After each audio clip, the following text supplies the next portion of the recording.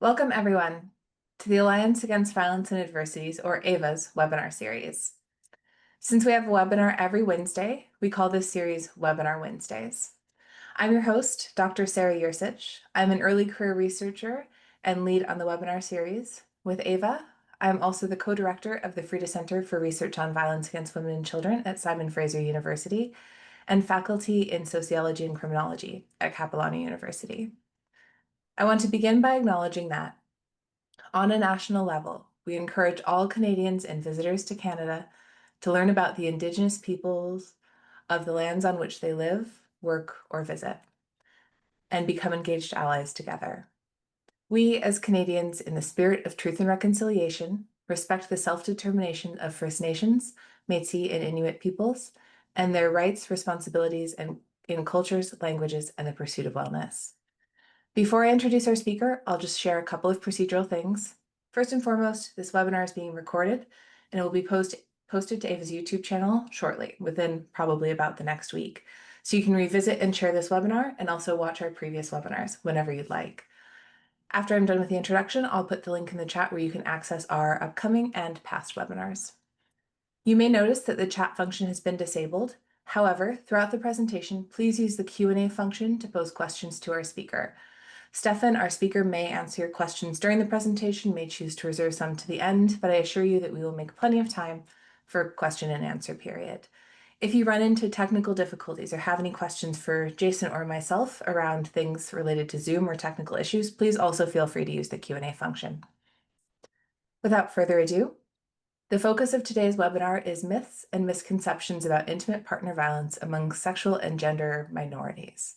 We are joined by Stefan Kurbatfinski, who is a fourth-year doctoral student in the Department of Community Health Sciences, Cummings School of Medicine at the University of Calgary, Alberta, Canada. He is committed to conducting research that targets and identifies health disparities among families experiencing vulnerabilities, with emphasis among sexual and gender minority groups. Stefan has planned a postdoc position at the University of Toronto in which he hopes to further investigate longitudinal parent-child development among sexual and gender minority parents and their children. Without further ado, Stefan, I'll pass it over to you. Thank you. Hi, everyone. My name is Stefan Kurbatfinski, and today I will be presenting on myths and misconceptions about intimate partner violence and sexual and gender minority relationships. And before I start, I just wanted to acknowledge some of the great colleagues I had to conduct this research, including Dr. Nicole Letourneau, my supervisor for my PhD, and then also Suzanne Marshall, Dr. Don McBride, Jason Novick, Kira Griggs, Ariel Perota, Morgan Day, Carrie McManus, and Dr. Kendra Nixon. They've all been such a pleasure to work with, and this is probably one of my favorite research papers that I've ever published and research that I've conducted. I think it's super important, and was kind of surprised that there wasn't much on it, to be honest. I'd also like to just acknowledge these organizations very quickly, including Resolve Alberta, from which this research sort of stemmed from, the Prairie Action Foundation, which helped fund this research, the University of Calgary, in which I'm currently completing my PhD and I've learned a lot through. And then lastly, of course, the Alliance Against Violence and Adversity, which I've learned a lot about gender-based violence with, and also have been given a lot of opportunities to translate the knowledge that I've completed or kind of found out during my program and this research. So quick overview of the presentation. I'll start with some quick disclosures. I will say right away that there could be some sort of findings or discussions that might be triggering. So in those cases, feel free to hop off for a bit if you need to. And also there are no conflicts of interest to disclose. Then I'll also kind of reflect on some Indigenous lands in terms of Canada, my positionality in the research that was conducted, some background info, followed by the rationale and purpose of this research, the methods to conduct the research, our findings, and then how these can pave future research directions, and we'll conclude with some final remarks. So reflecting on Indigenous lands, the University of Calgary is on some lands that consist of the Blackfoot Confederacy, comprised of the Siksika, the Piikani, and the Kainai First Nations, the Tsuut'ina First Nations, the Stoney Nakoda, including the Chiniki, Bearspaw, and Goodstoney First Nations, and lastly, it's also home to the Métis Nations of Alberta, Districts 5 and 6. So with that in mind, it is important to also consider the following so that we can promote Indigenous awareness and to invite Indigenous ways of living into everyday life. So as a researcher, for me, I think it's important that we start to include, when possible, Indigenous lands in research, both as participants and as researchers. So this includes not only having more representation of Indigenous individuals in our findings and research studies, but also having them sort of participate in the research practice to ensure that we're sort of including Indigenous ways of knowing and practices within our research. Also, it's important to reread the 94 calls to action. I can say that I've read them, but I can also say that I don't necessarily always remember them all. There's a lot in the document, and it can be quite difficult to always, refresh your memory on everything. So it's important that we keep rereading them. It's also important to volunteer at Indigenous-based organizations, even if it's just for a few days in a year or even a week. By doing so, you can sort of get exposed to more Indigenous ways of living. And lastly, yesterday was Canada Day, and while many celebrate it as a time for this country, it is also a great time to reflect on the injustices and oppressions that Indigenous individuals have experienced as Canada has sort of developed as a country, and even before. With that in mind, our land does offer much more than just our resources and services. It is important to remember that healthy, functional lands that as have been respected by Indigenous peoples for a very long time do tie into all facets of life and can even impact our relationships and likely IPV. So my positionality in this research, I am a doctoral student in the Community Health Sciences program at the University of Calgary. I actually completed my undergraduate degree in environmental sciences, but I became very interested in child development because of sort of lived experience, but also just seeing how much of a mental health burden was occurring for children in Canada. While my dissertation's not necessarily focused on intimate partner violence, I have become more interested in it recently and have actually studied or published 6 studies, and there's quite a few that are still ongoing. One just got accepted, which is quite exciting. It was a systematic review looking at counseling services for sexual and gender minority groups. Also, I am a cis gay white able-bodied man. And with that being said, while I can share some lived experiences as a gay man, I can't necessarily describe or have felt experiences of other sexual and gender minority groups, which could sort of impact how the findings were interpreted and discussed. Also, my co-authors did share some similar characteristics with me, although there was some more female colleagues as well, but I don't necessarily want to delve too much into their identities because that's their own personal stuff. But I just want to bring this to mind because it could impact how our findings were interpreted and discussed. So I'll start off with a quick cis heterosexual example in entertainment. It's one of my favorite shows that I've ever watched. You might have heard of or seen Big Little Lies. It's a fantastic show, and it stars these 6 amazing actresses. It was really well done. And yeah, I highly recommend if you haven't seen it yet. It's on Crave TV. But what I want to kind of get at is this couple and their dynamic. What you can see in these pictures is they look like a very happy couple, right? There's a happy woman, happy man. They have 2 children. They're quite wealthy, and you notice this right away. They have a big home. The man is a very successful businessman, and they have a very sort of deeply intimate romantic relationship. And lastly, the mother spends a lot of time with her friends. She always appears to be smiling, so it all looks happy. But very quickly, you see that the relationship can be quite abusive. And I'm not really giving away too much because this does sort of happen right off the bat in the first episode.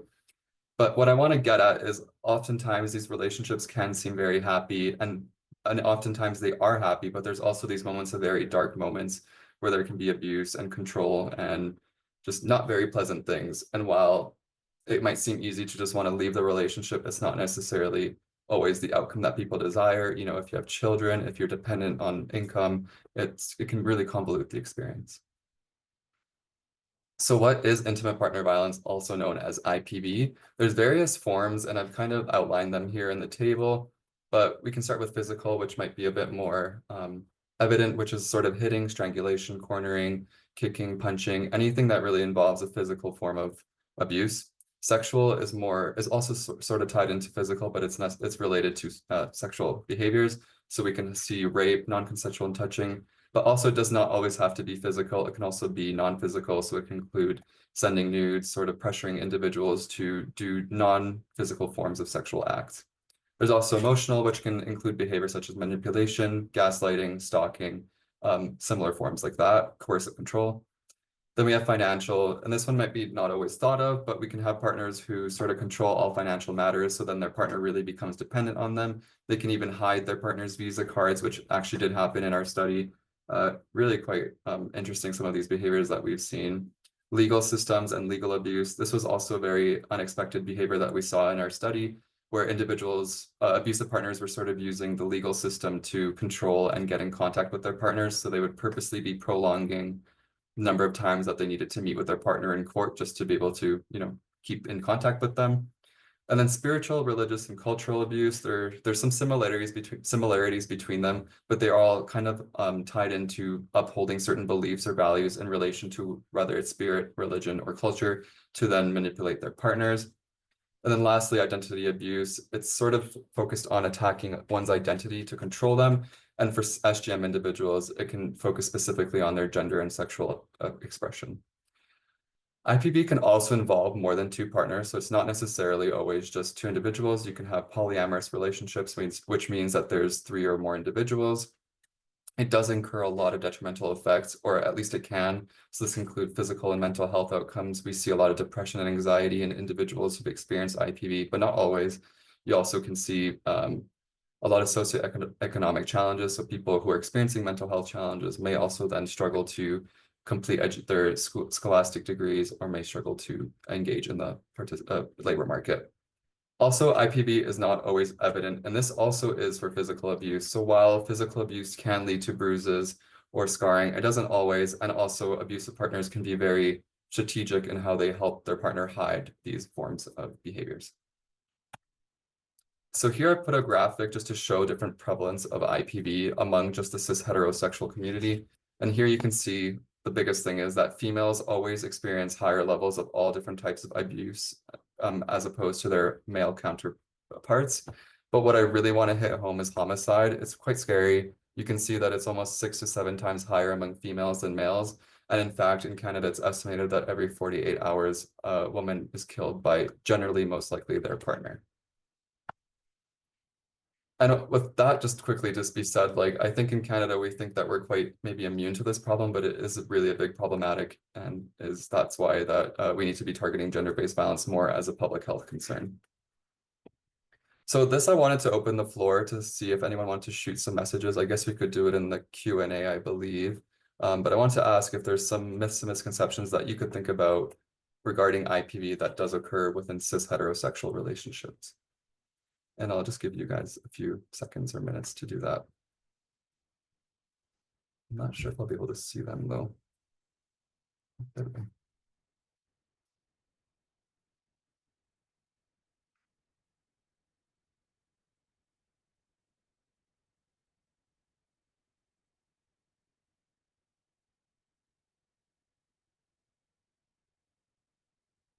And Sarah, I can't tell if someone has, maybe no one has answered anything, so I can proceed if not. But Nothing has been posted in the Q&A yet, but I'll let you know if anything is. okay.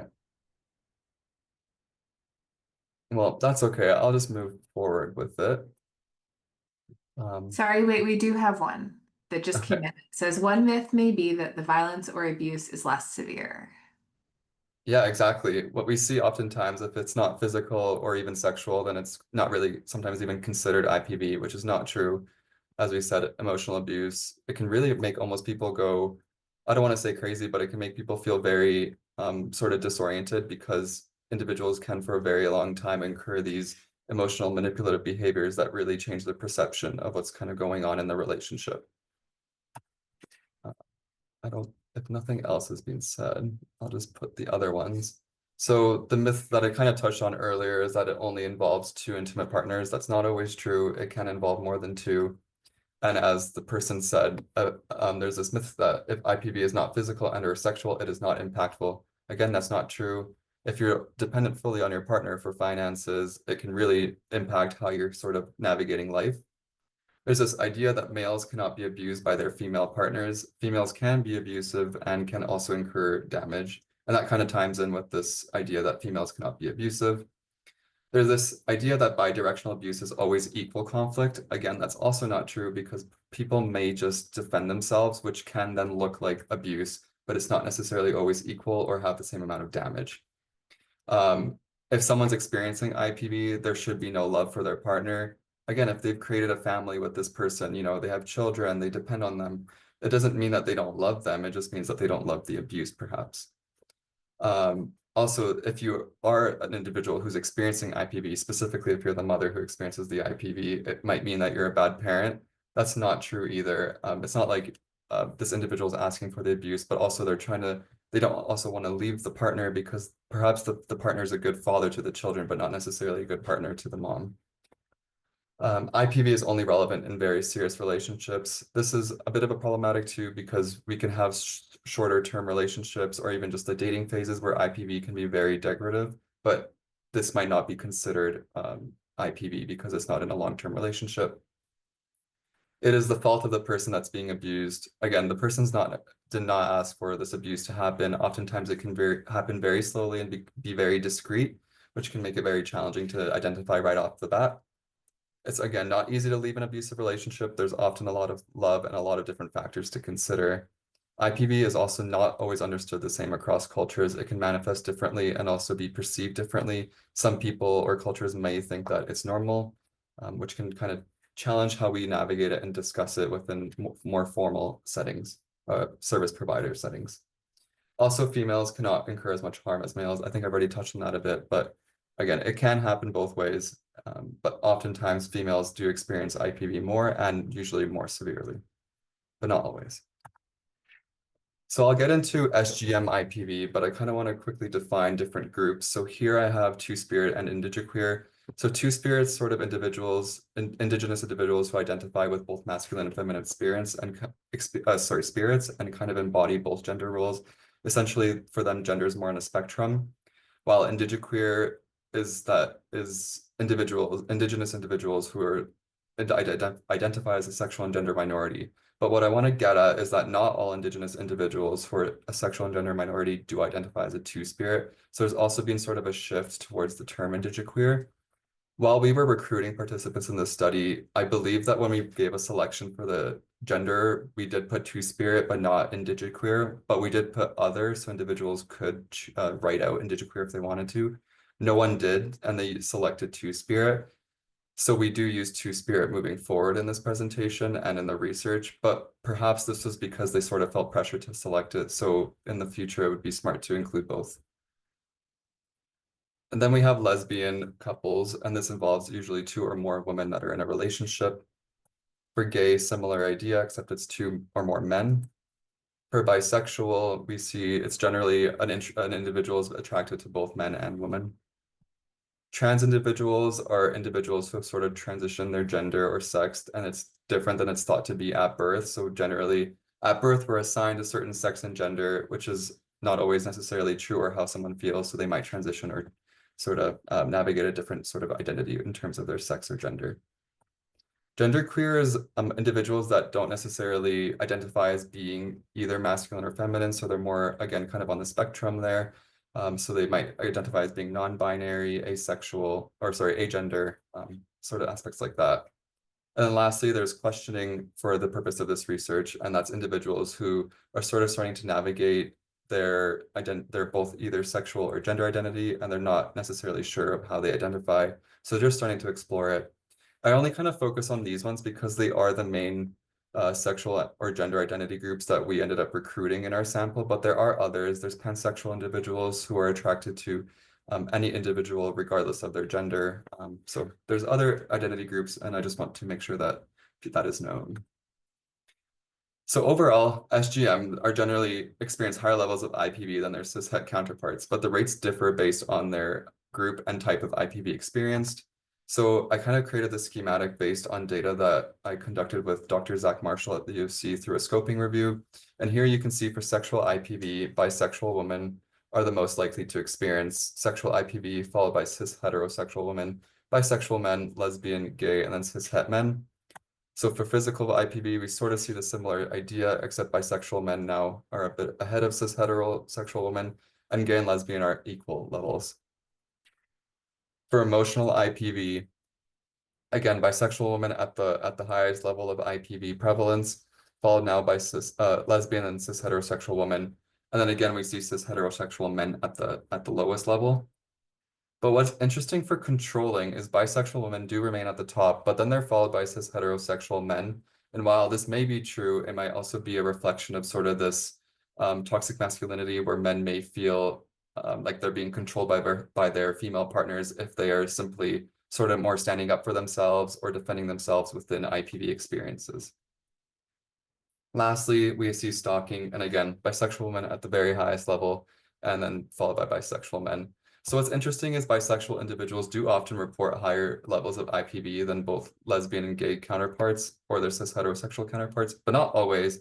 But it's quite fascinating, and I actually do keep seeing this within various studies. So I think that's something important to discuss, and it could be because there's so many myths and misconceptions about what bisexuality entails. And I even have heard it from some of my friends. It's quite tricky for them, and it can be very hurtful.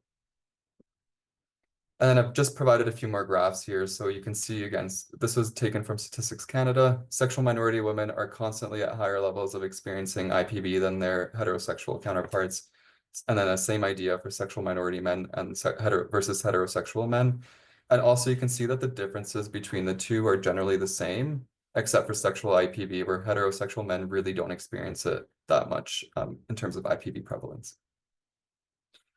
So while SGM IPV rates are generally equal to or higher than cis heterosexual rates, help seeking is generally lower and the provision of care is often suboptimal. I have grabbed this schematic again from that same report I just mentioned, and what we found in that report was that shelters, police, and doctors were almost consistently perceived as being really poor sources of support for SGM individuals who experience IPV, while counselors and friends were actually generally deemed higher, but not always, but they were deemed as being more helpful. So why is this the case? There's a lot of myths and misconceptions about IPV already just within the cis heterosexual community, and this becomes so much more convoluted among SGM individuals because the relationship dynamics are not the same. So there's so much stigma, misunderstanding, and lack of education that can really affect how we understand and talk about SGM relationships. So before I kind of dig into this, I'll give everyone an opportunity. If you are interested in reading the paper, I've just put a QR code here and a URL. So we published it in the Frontiers of Sociology. And again, this is like one of my favorite papers. I think it's so impactful. So feel free to look it up if you want to. But the purposes of this research, which was qualitative in nature, was to develop a compendium of IPV myths and misconceptions encountered by SGM and relevant service providers, describe impacts of these myths and misconceptions on SGM individuals, and then lastly, to provide relevant and hopefully more tangible recommendations. Quickly, I'll just give an overview of the methods, which might not always be the most fascinating stuff, but we did use a qualitative study and it derived from a larger mixed methods report, which was again completed by Resolve and funded by Prairie Action Foundation, which I acknowledged at the start. Data collection, we used semi-structured interview formats, and this was conducted by 4 people, including myself, Jason Novick, Suzanne Marshall, and Olivia Giacobo. And we recorded it with handheld devices, uploaded it to an online drive, and then we manually transcribed it, and then also used an AI platform to do some of them as well. SGM were eligible to participate in the study if they self-identified as an SGM, were equal to or more than 18 years of age, they experienced the IPV within the past 10 years, reside in Alberta, and no longer live with their abusive partner. Service providers simply had to work for an organization which provided support to SGM.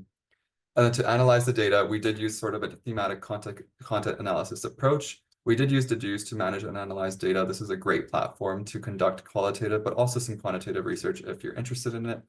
It is a paid membership though. 3 of us did analyze the data, again, myself included, Jason and Suzanne. And this is what I kind of want to touch on us trying to reduce our potential impacts on the research findings and discussion. We met several times and really tried to sort of challenge how we were thinking of this sort of the findings and the discussion and maybe what different ties we were seeing. So we met quite a few times. Jason and Sue actually read the transcripts on their own and extracted data on their own, and then I came in as a 3rd person and reviewed all the transcripts.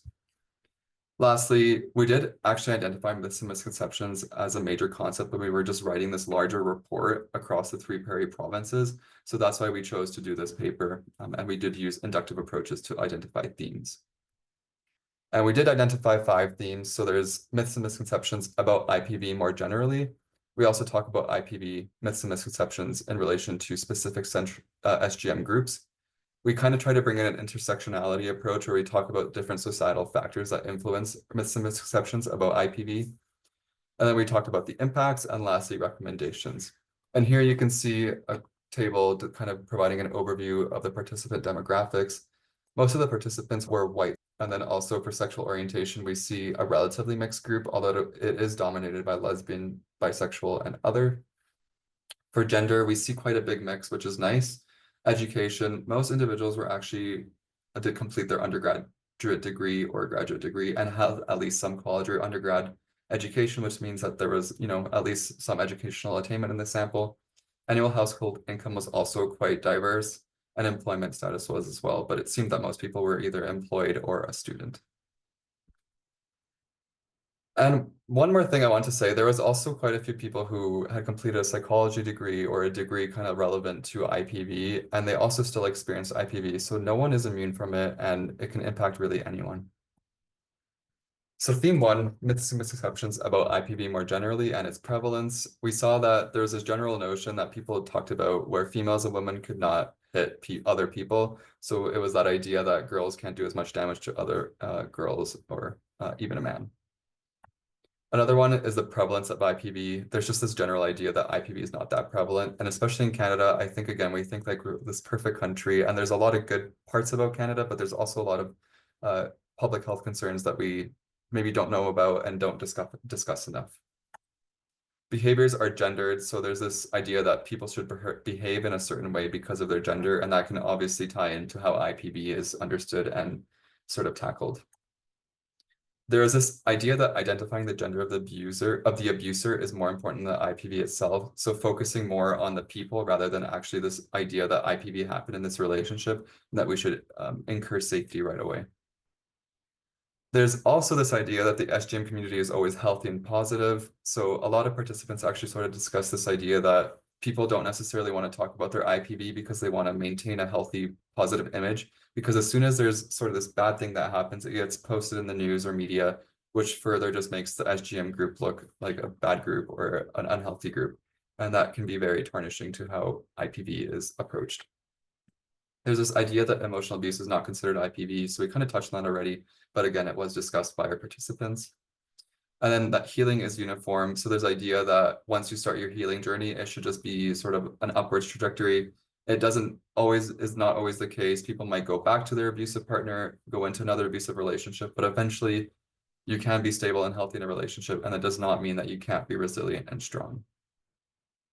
So theme two, we then discussed IPV misconceptions based on sexual and gender identity. So for gay individuals, we saw that there's this sort of sexualization of gay men, that gay men always want to have sex and that sexual touching is normalized. It's of course not always the case, and can impact how sexual violence occurs or even physical violence, emotional abuse, sort of all of those behaviors.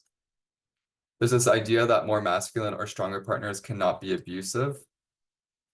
cannot be abused. So there's the idea that if there's a man in a gay relationship that kind of seems more, let's say, tough or dominant in the relationship, that they're immune to IPV. That's not the case, and they can also experience IPV themselves.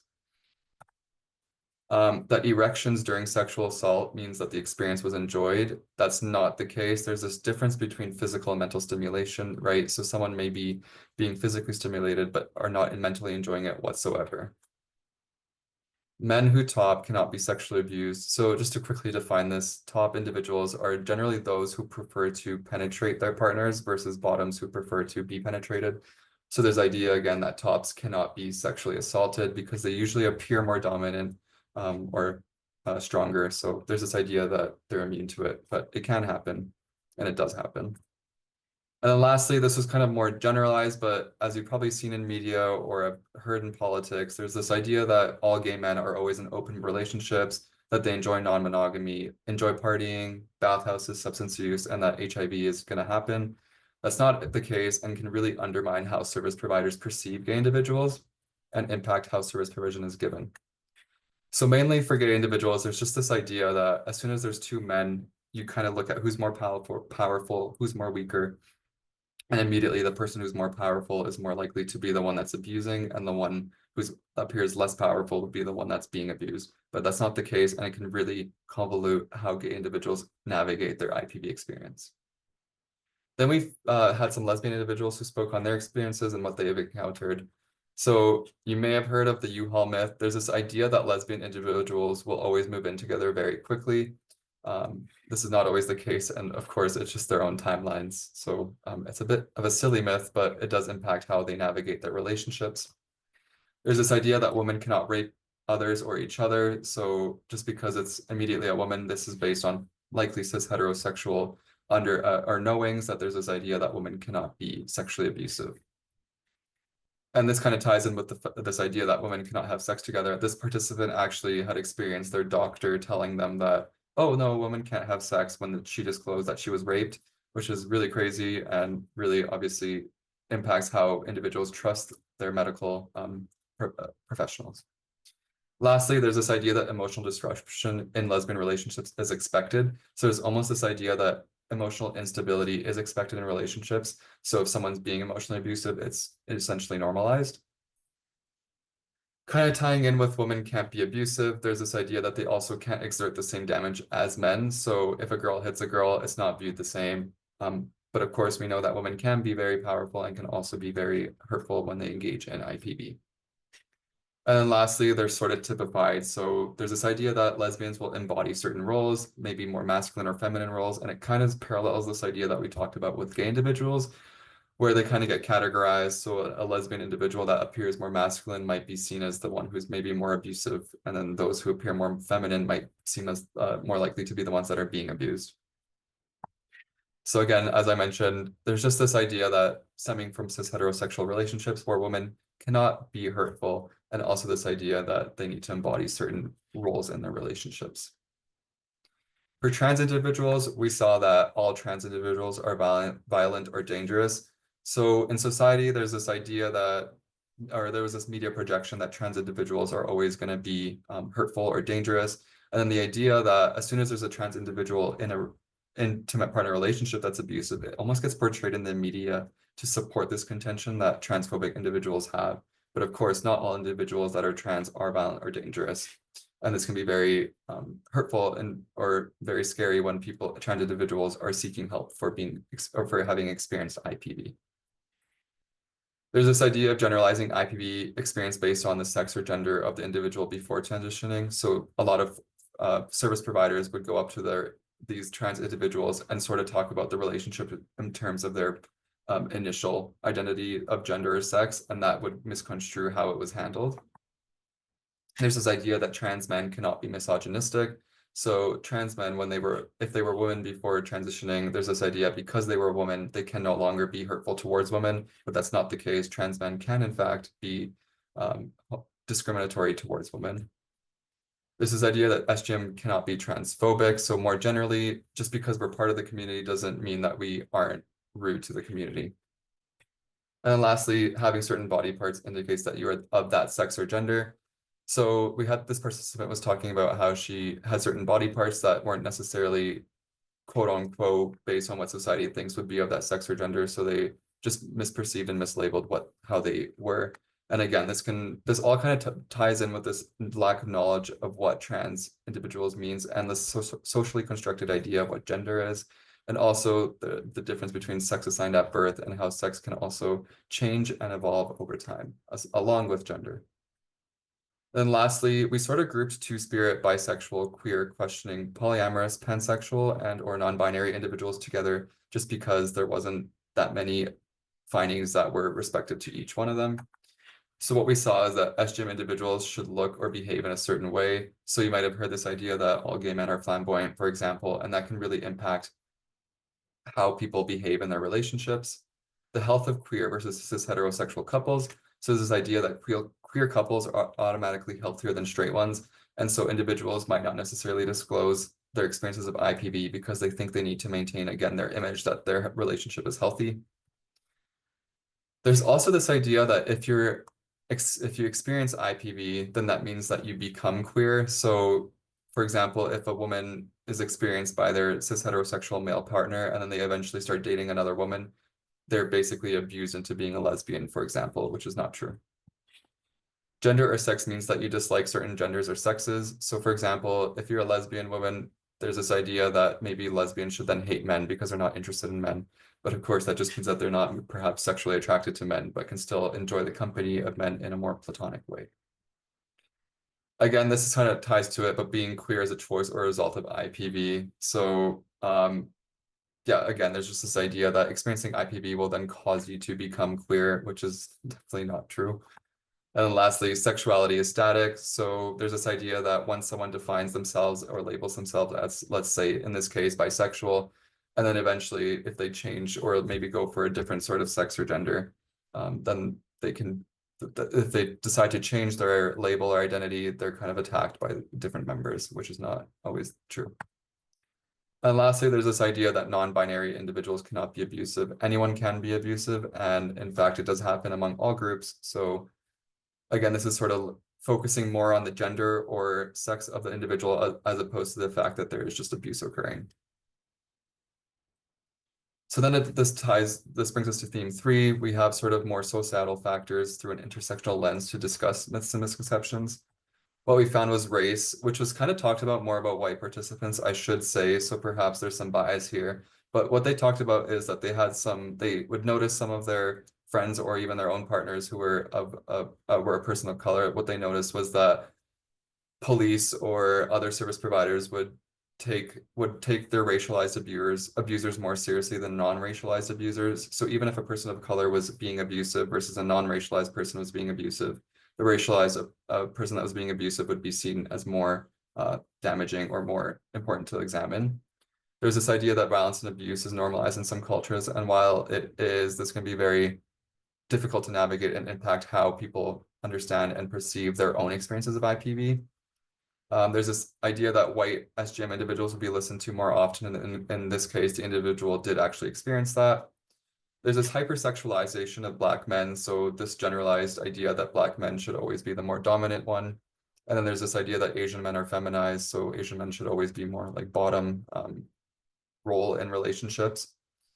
And then lastly, there's this idea again that SGM cannot be racist towards each other and or two-spirit individuals. So it's kind of tying into this idea that, just because you're part of the community doesn't mean you can't be racist, or it doesn't mean you can't be homophobic. Anyone can be discriminatory towards other groups. So just reflecting on that. Next, there's religion. So there is this idea that women are blamed for sexual violence when it's stemming from a certain religious context. There's this idea that experiencing IPV again leads to being a 2S LGBTQ plus individual. So this is, while we already talked about it, this is also stemming from a religious view where some religions might think that just because you experience IPV now means that you're becoming an SGM.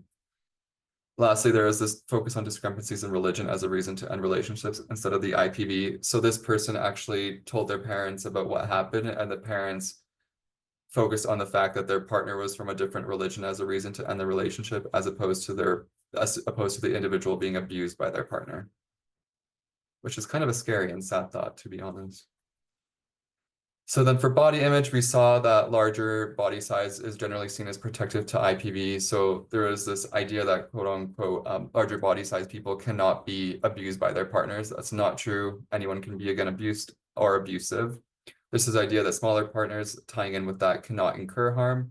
Similar body image was often seen as confusing for service providers. So if they were similar in size and appearance, they'll take two gay men that both, let's say, looked dominant, sort of tough, more masculine presenting. There was suddenly a challenge in how to support them, and often they would just be dismissed and both let go. There's this idea that older individuals cannot be hurt just because they have had more lived experience and have been living for longer periods of time, but again, they can be. Also, there's this idea that not visually appearing as SGM was actually deemed more protective. So if people don't automatically assume that you're an SGM, it can serve protectively.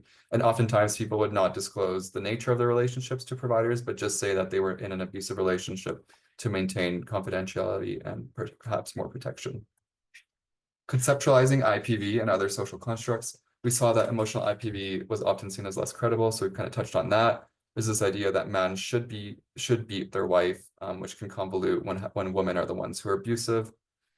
There was this kind of questioning of, oh, but the abuser is too nice when they're in the community, so their friends or family wouldn't trust them when they would disclose that their partner was being abusive. They would question why they did not leave the relationship earlier, which is definitely not helpful. Again, they might have children. They might they don't necessarily always want to leave their partner, but they might want the behaviors to change so that they can then have a healthier relationship. Other times, friends or family would also just say that that's how the abusive partners were. They cannot change, so that you should conform to their behaviors, which is, again, quite scary and can be very, can really convolute how you perceive your own relationship and your role in the abuse. And then lastly, there's this idea that substance use is chosen. So if a partner was pressuring their partner to engage in substance use, that doesn't mean that the individual actually wanted to engage in the use of, like, let's say, alcohol or marijuana. And then lastly, consent. We saw that individuals would consent to aspects of their experience, but not all of it, which does not mean that it's consent. Also, there's this idea that kinky people are always good at consent. That's not the case. Also, with how our school curriculums are, people are not always taught consent, especially in these more these different dynamic of relationships that we can see within SGM groups. There's this idea that consent is only applicable to physical behaviors, but again, that's not the case. We can also use consent in terms of emotional aspects and behaviors. There's religious consent, which kind of, again, touched on like the fact that women should always want to have sex if they're of a certain religion, which can really convolute what happens if they don't want to. And that kind of ties in with pressured versus voluntary consent. So, if someone keeps asking you to have sex to engage in a certain sexual behavior or physical behavior or emotional behavior, and you eventually just say yes because you're getting sick of it or tired of it or starting to feel scared, that's pressured versus voluntary and not actually consent. So really briefly, I'll just touch on some impacts that we saw. Of course, mostly it impacted help seeking. Almost always, we just saw that individuals were less likely to approach a service provider because of these myths and misconceptions, or they received much less optimal support from them. We also saw how it impacted the nature of relationships. So it would impact how people engage in sexual behaviors. For example, Asian men might be more likely to assume this more bottom feminine role because they think that they're supposed to. Also, same idea for maybe more dominant appearing men. They might think that they need to take on a more dominant role in the relationship. For moving in, we see the U-Haul myth kind of impacted how lesbians might navigate living together. So for some, it actually rushed their experiences of living together because they thought they were supposed to move in faster, but can also delay moving in together because maybe these lesbian couples don't want to align with the U-Haul myth. And then self-blame. So a lot of times people would start to get kind of caught up in their head about what these misconceptions meant and if they were actually true. And it might actually now impact how they see their own relationship and their role in it and maybe start to blame themselves for it. And lastly, we saw a lot of mental health outcomes happen and also physical health outcomes. People would say that they would look at pictures of themselves in the relationships and they just age so much quicker in these relationships because they were experiencing so much stress and pain that it really impacted how their quality of life. So now we go into theme 5, which is our recommendations. So we kind of organize it within 5 different groups. We can see professional, organizational, and system level changes. Ultimately, we need to increase SGM representation in resources and media. So right now in media, we often see mainly cis heterosexual couples in TV shows or whatnot. And if we do see SGM ones, they're usually more negatively portrayed. So having more healthy relationships portrayed can really maybe help how people in the community navigate their own relationships. Or even people outside the community to realize that it is normal and to kind of understand more what behaviors might lie in these relationships. Completing vetting processes to ensure that service providers have SGM competency. Also transitioning support to online formats because people might not always have access to or the ability to access formal settings. Also, it might just increase comfort with having or with accessing different supports. Also, we need to increase reporting outlets beyond simply police because police have honestly been not a great support for SGM individuals. So maybe having more anonymous reporting outlets, making sure that media is covering SGM groups more broadly in the community can really help. For increasing SGM representation, we need to have more SGM individuals represented in staff and also showcase their qualifications, making sure that they're using their own lived experience to provide support so that they can relate with their partners. Decreasing the division of services. So right now, often we'll see different sectors providing support specifically for SGM individuals rather than having normal formal support settings. So let's say the hospital, Foothills Hospital, providing support to all individuals equally. It kind of segregates groups more by doing that. So we want to make sure that we're not always just dividing services to unique to specific locations only. Improving rural support provision, because right now SGM individuals really struggle in rural areas when they're seeking support for their IPV.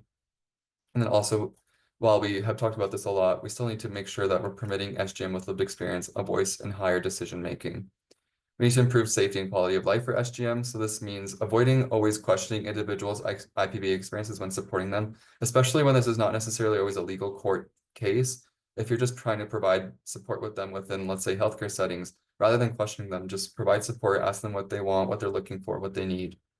Increase employment opportunities, because a lot of people who experience IPV end up struggling to find a job if they leave their partner, or to gain an income, and this can obviously impact how their quality of life, and also maybe cause them to go back to an abusive partner, so that they can feel more stable in terms of at least income or shelter. Providing longer term support as opposed to just a band-aid care, so making sure that there's follow-up calls happening, and then also employing intersectionality concepts in service provision. So while the findings that we talked about in terms of, let's say, race or religion were generally more talked about just in terms of race or religion, we need to make sure that we're also considering, like, what happens when you have a gay man who's Black and also has a disability entering a medical setting versus just, let's say, a gay person. There's going to be different layers of challenges that these individuals are experiencing and different forms of support that they need. For educational awareness, including sexual and gender diversity in elementary and high school curriculum is really important. Just because they're learning about it does not mean that it's going to cause them to become an SGM individual. And I think that's a lot of fear that homophobic, and I say homophobic, but as an umbrella term for all different groups, but a lot of homophobic policymakers, healthcare people have. So making sure that we're just talking about it, not that it's going to cause them to become SGM, but actually helping individuals who are going to be, or who are SGM, to have a better understanding of their relationships within life. Educating police on SGM, so making sure that there's more training and awareness so that they're actually supporting individuals. So maybe using vignette sort of approaches to ensure that we're reducing biases that police have. Improving education on consent, and also more repeated workshops. So not just having one workshop a year on sexual and gender minorities, but actually having multiple a year, and also making sure that role play is a part of it, because we see that role play can actually make individuals better adopt the principles that they're learning. And then lastly, increasing awareness of different forms of IPV. So for example, before I started this research, I didn't know legal abuse was a thing, but it was discussed by, I believe, 3 different participants out of 18 or 19. So it is still quite prevalent. And then also improving SGM IPV tracking. And I should note that all of these recommendations came from our participants. They were not described by us ourselves. So to kind of conclude, we need to identify more effective recruitment strategies to engage less represented groups. So as I mentioned, we had less two-spirit, non-binary individuals in our samples, so making sure that we engage more so that we can better discuss their experiences. Applying implementation science and evaluation approaches to test interventions that target SGM IPV myths and misconceptions. So making sure that we're designing interventions or programs that can help to dismantle myths and misconceptions that service providers have so that they're providing better care. And lastly, being a voice for those who experience more vulnerabilities. This is just more generally, it doesn't necessarily have to be within formal settings, but even just within society. So only when those traditionally and more in power are made more equal can we actually encourage change and have it persist. And that brings me to the end.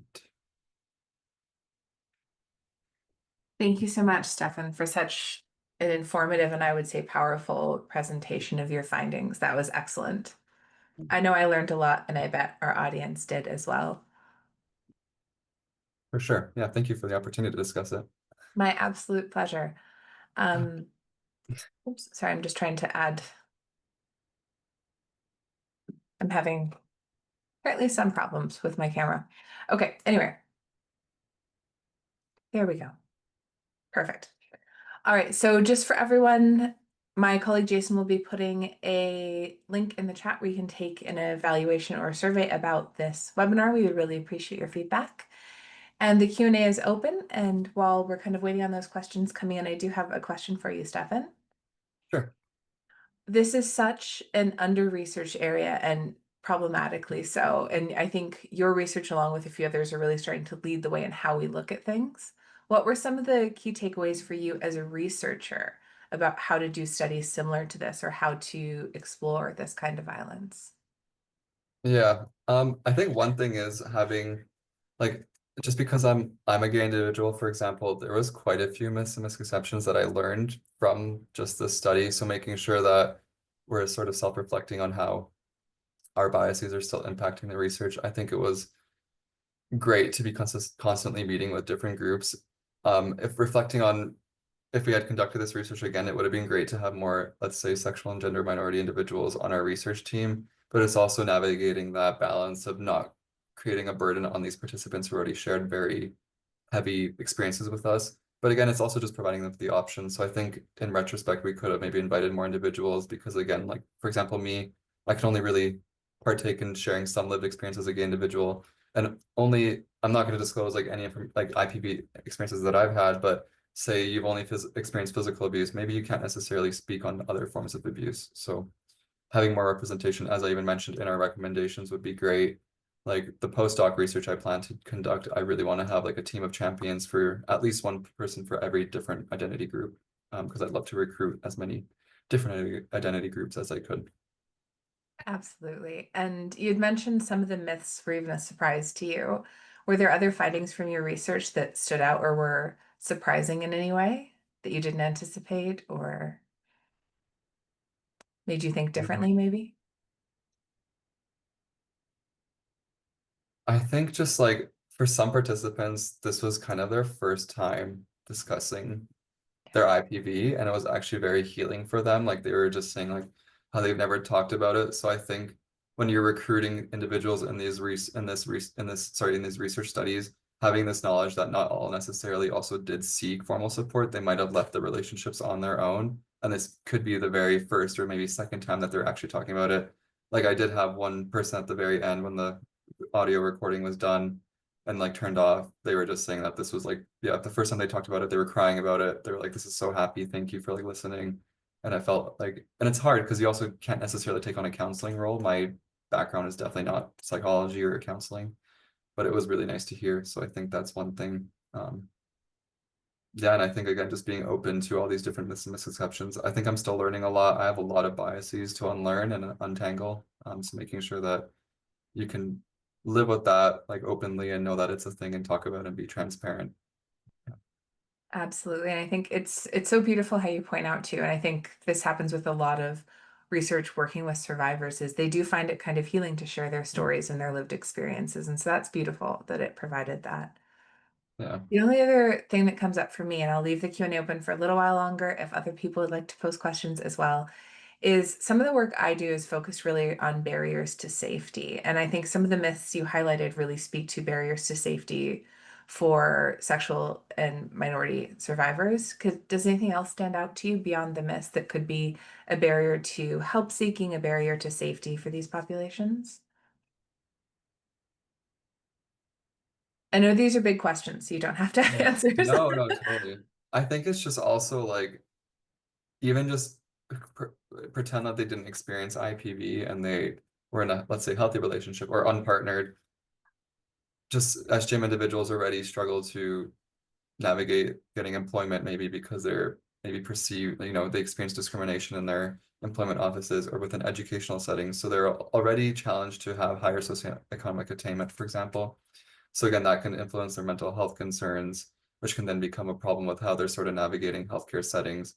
So it doesn't necessarily like this is almost like another layer in intersectionality where you can consider, their sexual gender minority. They've also experienced IPV, and then now they also need to access a healthcare setting in which, again, like we still hear it if a gay man um, tests positive for HIV, they're blamed for it as opposed to the idea that there's so much stigma around HIV and the support that's being provided. Yeah. So I think just like considering this maybe another layer of identity as opposed to being tied in with sexual and gender minority. I don't know if that makes sense. No, that absolutely does. And that's so well said too. And it's a good reminder for all of us, including myself, that experiences of violence don't exist in isolation, right? There's this network of other systems and experiences that relate to things like help seeking or even equity related things. Absolutely. We Um, do have a question from the audience that says, how can IPV services improve to better serve individuals who are not quote unquote out or who fear being outed? I think the biggest thing with that is, of course, we can't try to force or pressure someone to come out when they're providing support. And again, maybe you also don't want to assume that someone's of a certain sexual identity or gender identity. But having what I've heard even from, let's say, cis heterosexual research I've done on IPV, we did a study on a domestic abuse response team within a healthcare setting.